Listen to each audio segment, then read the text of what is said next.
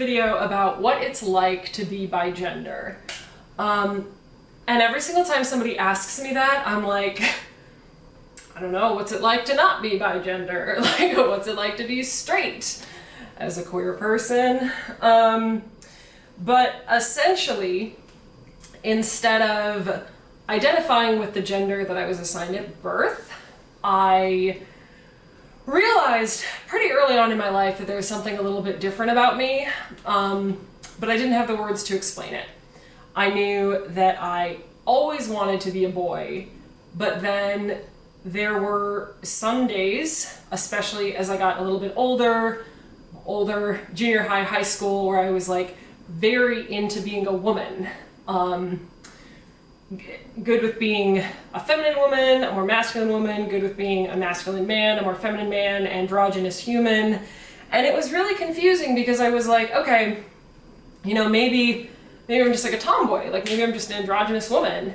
And then I really had to break down, you know, what does it mean to be a woman and what does it mean to be a man, especially for myself.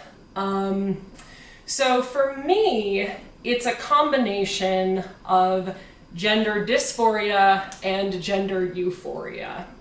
So essentially, there are some days and sometimes even situations where I feel more comfortable being identified as Maya and using she, her pronouns and being known as a woman.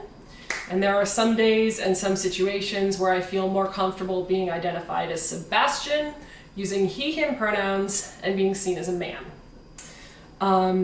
Because I am a man and I am a woman, and that's what being bigender is to me.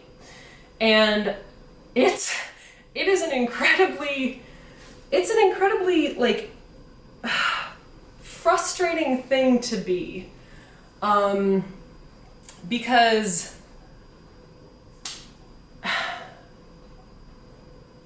I'm just like, I'm never happy with my body.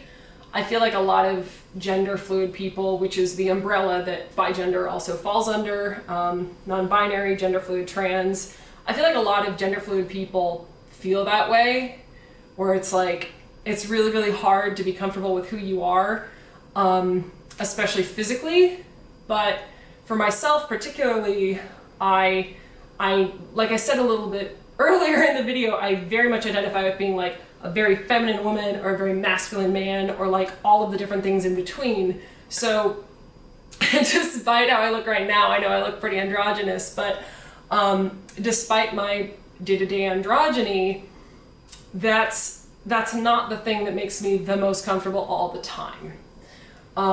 So like on the days and instances where I'm comfortable being a woman and going by Maya, I'm good with the body I was born with, I'm comfortable in it, I'm okay with dressing more androgynous, or I'm okay with dressing more feminine.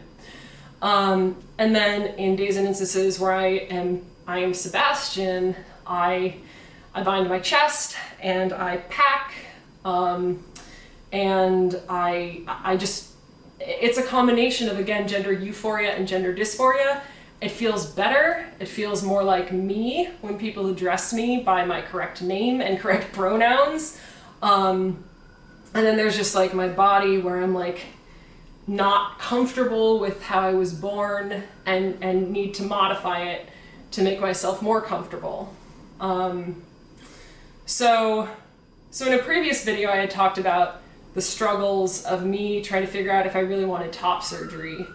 And I mean, it was a hard decision. I made the decision, I am going to get top surgery in a couple of months, but it was hard because there's this constant back and forth and this kind of fight that just exists in me and my existence, and it's really hard. Like, it's really frustrating. It's not something that I asked for. It's just the truth. So if you're a bigender person, gender fluid, non-binary, trans, I'm here for you. I support you. And I hope that this video helped answer your questions, especially if you think that you might be bigender. You know, this is my experience. Everybody's experience is a little bit different, but feel free to reach out if you need additional clarity. You can also find me on Instagram. My username is also Cosmic Phenomenon, or you can go to my website to see a lot of other links to get a hold of me, which is cosmicphenomenon.com. And the YouTube thing to say is like this video and subscribe to my channel.